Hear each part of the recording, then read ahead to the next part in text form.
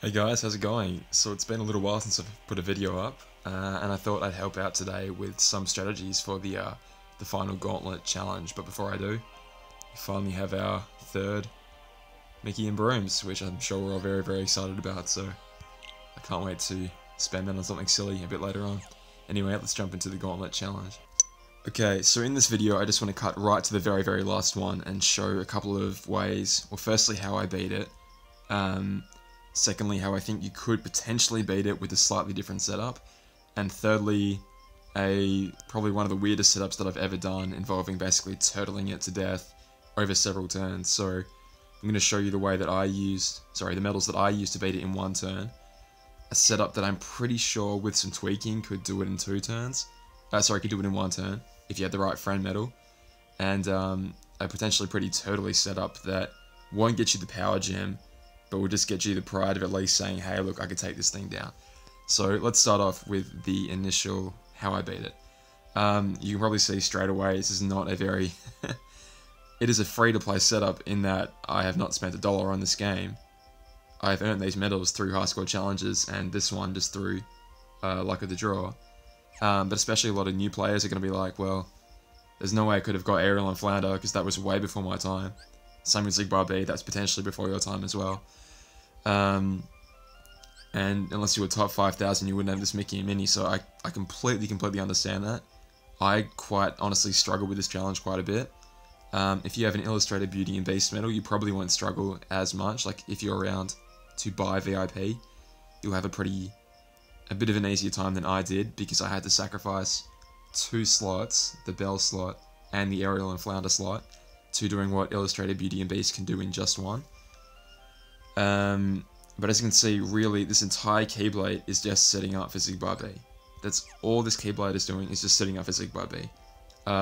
So getting rid of his power-based defense with Belle, and obviously his, well, if you're trying to survive more than one turn, getting rid of his speed-based attack as well. Ansem lowers general defense by 2 tiers for 1 turn, as does Mickey and Minnie. So in these 2 medals here, I'm lowering his general defense by 4 tiers. Aerial and Flounder boosting my offense general attack up to +3, and then just Zigbar B to effectively just rip through him. No traits, because obviously that was before the time of traits.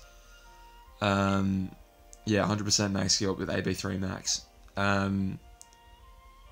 It takes a crap on him, quite frankly, but it also needs the help of a friend medal, and so I believe the friend medal that I used was this King, Donald, and Goofy medal as well, with, yeah, so strength plus 1,000 plus extra attack, 40%. If it had aerial defense minus 60%, I wouldn't have needed the extra attack, but I'm pretty sure I have to use the extra attack. Anyway, let's do my run through and see how I go, and see that even with this pretty... Again, a lot of people will say it's not a free-to-play setup, and you're not wrong, because I understand. Well, sorry, in that sense, you are wrong, but I understand where you're coming from. So all I'm doing, sorry, let's get the sound effects down a bit.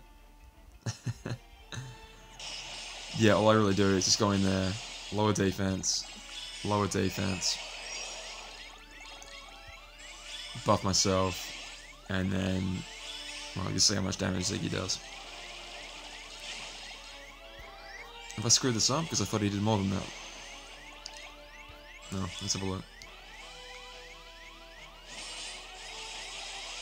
And that's right, it's just that the friend medal does an insanely horrific amount of damage. That is so good. 10 hits at 14k each is 145-ish thousand damage, which is just enough to get me across the line. So I don't want to waste my SP, so I'm going to quit out here, but that's how I did it.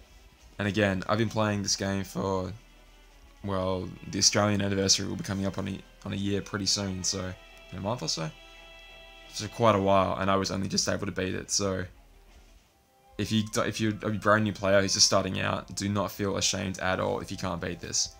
I'm going to show you a different setup that if you don't have Zigbar B, but you were able to get Zolden B, which again could be kind of... I use Zigbar B to get Zolden B, so if you don't have Zigbar B, then well, it might be a bit difficult as well, but I know if you guys watch Smelly Octopus's videos, I think he actually advocated for using a Mickey and Broom on him, because he's so useful on High Score Challenge. So if you did do that, then you could potentially use Zoltan B here. Anyway, what I'm trying to say is that this is a different strategy involving Chain of Memories Naminé, not HD Naminé, because I wasn't able to get her, as I'm sure anyone on my Discord channel knows. Check the description for that Discord channel.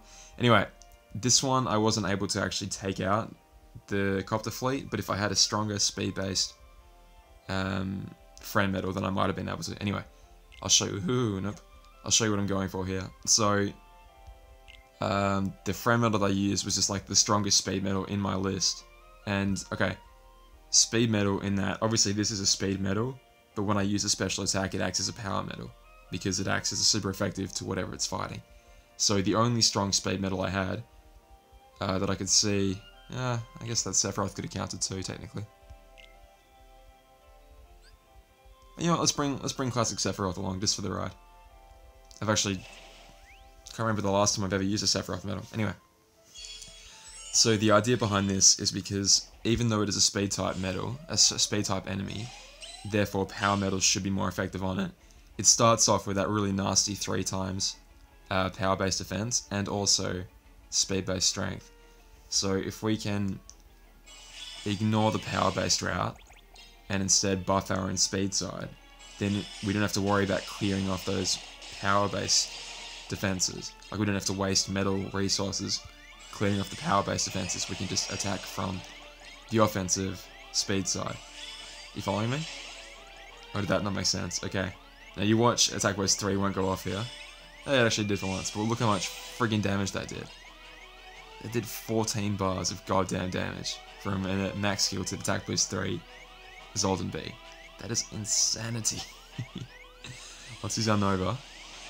And I'm actually kind of curious to see how much damage Sephi's going to do here. It's got Attack Boost 2 max on it. It won't do heaps, but... Okay. Well, there you go. I did not think that was going to take it out, but it did just enough damage. So there you go, there's a second setup. It doesn't involve Zigbar B for once, so... But again, unfortunately, it does involve lowering the general defense by 4 friggin' stages, so... That's a pretty high ask as well. I know there's a current banner right now offering illustrated Xemnas medals, but you have a 1 in 7 shot and it costs 3,000 joules a pop, so it's really not worth it. It's not worth it at all to pull to try and get this. It's not worth it at all. Now, finally, let's take a look at the event board. I haven't spent any of my coins yet. But basically, the final node is the power gem, and it costs 50 coins. So, if you can one turn everything up until that point, if you can one turn everything up until that point, you'll get the jewels ages ago. You should be able to get the jewels no problem. Get the magic mirror, whatever, that's all fine. If you can't get the power gem, let me show you something. Let me show you why it's not a big deal if you can't get the power gem. In the entire time I've been playing this game, I have spent exactly 1 power gem. I spent it on the Olympia to get it to level 26. Since that point, I've never spent one again. I'm currently sitting on 10 of the damn things. I will spend them one day, and hopefully Fenrir will be coming out any day now. Here's hoping. We didn't get it at the start of the month, which is baffling, but perhaps in the middle of the month, that could be what they're doing. Anyway, we'll spend power gems when we need to spend them, and just for the time being, I haven't found any reason to spend them. I'm tempted to spend them on Moogle of Glory. I'm tempted to spend them on Olympia. But just for the meantime, I haven't spent them. I'm not tempted at all to spend them on Treasure Trove just because Treasure Trove is a piece of crap. And unfortunately, I don't really like the way that especially these slots here, these 3 and 4 slots are set up, so I don't want to upgrade Treasure Trove. I've actually got a video coming about Keyblade builds pretty soon, so look forward to that. Anyway, my third and final setup, which is just going to be just taking it down for pride's sake.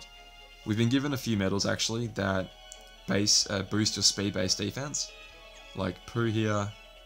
This boosts strength and defense of all attributes. Young Riku, Young Kairi did all that sort of thing. So I was thinking, what if we just like turtle it down to death and we don't take the 1 turn triumph, but we just say that we can beat it. This setup here will get you through all of the previous ones as well. It won't get you through in one turn, absolutely not, but it'll get you through. So let's see this setup in action. Okay, so let's take a look at that treasure trove setup that I just showed you. The only reason it's treasure trove is because of Majesty here. Majesty in this battle will effectively act as a single target power base medal.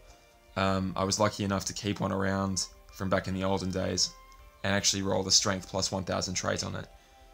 Again, this is a medal that a lot of new players absolutely won't have because it's a few months old at this point, and especially a lot of players won't have an additional copy to have rolled a trait on it. So I completely understand that. That's fine. I'm just giving you an example of like there are ways you can still beat the content without needing to one-turn it. And obviously you want to one-turn it because you want to get the power gem. But like I said, we get a lot of power gems, and because whenever we get all 3 gems at the same time, the power gem always comes first. So if you can't beat all the content, you usually miss out on a magic gem. They usually give them out power, speed, magic. So the power one's usually really easy to get. So if anything, we have a surplus of power gems. All my magic and speed are gone on upgrading Divine Rose because, as you can see, I use Divine Rose all the time. Like I said, I don't really like Treasure Trove setup. I'm not a massive fan of Olympia. Moogle of Glory I'm considering spending gems on, but my magic gems are going to be the limiting factor there. Like, my magic gems won't be able to keep up with my power gems, so I won't be able to fully upgrade that anyway. I'll definitely have some power gems left over. What I'm trying to say is, if you can't get the power gem, it isn't the end of the world. Like I said, you've got 1400 jewels you can get out of these boards, which you should be able to get out relatively easily. And then, you know, you potentially miss out on a mirror if you can't do all the copter fleets, potentially miss out on a power gem. Does it suck? Yeah, it does. I fully understand that it sucks, but as a brand new player, if you can grab 1400 jewels, that's not too bad. Not too bad at all.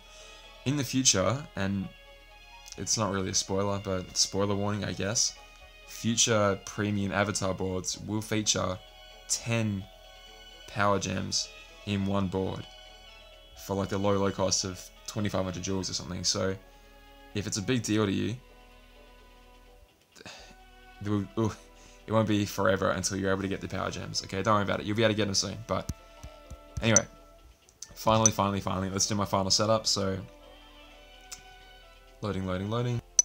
Okay, so again, here's probably the weirdest setup I've ever used. Just take a note of what I'm doing here, because if we ever get content in the future with insanely high level speed-based enemies or whatever, these are just sort of some of the ideas you can use. So I think I'm gonna go, yeah, I need Kyrie here basically just to keep me with lots of SP. Again, this is really ugly, but it lets you pass it, and passing it honestly is just for your own sense of self-satisfaction. Like, it won't help you get the power gem because you basically need to one-turn it or nothing. It's only going to get you 10 coins if you can't beat it. Anyway, so Alice, the same as Bell, is just going to clear off all of his buffs, so he doesn't have that +3 strength buff anymore, which means we're going to be very much easily able to survive. Pooh gives us +2 speed-based defense. Now I actually have extra attack on my Cinderella and Jack, which means that I'm going to be able to get up to +4 speed-based defense. If you don't have extra attack on your Cinderella and Jack, if you even have one, then that's fine. At +3 you should still be able to survive. Young Kyrie, Young Riku will be able to get you up to, well, a Pooh medal plus Young Kyrie plus or Young Riku will be able to get you up to +3. So anyway, let's recover our gauges. Okay, and we're off. So basically we're just going to turtle it down. Look how much damage that did. No defense boost skills, no nothing. It did shit all. It did absolutely nothing. So now all we have to... Oops. Okay, I shouldn't have used Alice there, but it doesn't matter. It honestly doesn't matter at all. Because Illustrated Kyrie is going to refill all our gauges. It's going to keep our defenses fresh. We're going to do this every single time. Again, it's disappointing that you can't get all this stuff, but like I said, I was struggling with it, and I've been playing this game for forever now. On the third turn, yeah, he gets all these buffs back, but even at +3, look how much damage it did. Now granted, I'm at +4 defense, but still, we use Alice on the first and third and fifth and so on turns, but we shouldn't need all those turns. Like I said, I was at +4 speed defense, but it doesn't matter. I believe at +3 you still should have been able to survive that. Okay, so we're moving into the 4th turn now, so that means that if we clear it on the 4th, then we'll still be able to get our 10 coins for the board. But again, they don't matter unless we get all of them, because we can't. There's exactly enough. It's too late for me to be talking. Sorry, guys. There are exactly enough gems. There are exactly enough coins from all the enemies to buy exactly the amount of nodes on the board. So you either get them all or you don't. Basically, that's what it is. Which means that if you've got enough to buy that final magic mirror, then you probably don't even want to bother going for this black copter fleet. There's no point, apart from just to test if you can do it. I wouldn't pull to try and beat this, because it doesn't make sense to try spend 1900 jewels to potentially help you beat a quest which will only give you 1 power gem. Like I said, the ratio of jewels to gems there doesn't make sense when in the future you can spend 2500 jewels to get a guaranteed 10 gems. But yeah, let's go through the actual board and see what we get. So we're going to get 1400 coins, we know that, so you guys don't want to see this, do you? There's no way you want to see me pressing unlock over and over again, watching my precious jewel counter go up. No, you don't want to see that. Alright, I'll skip.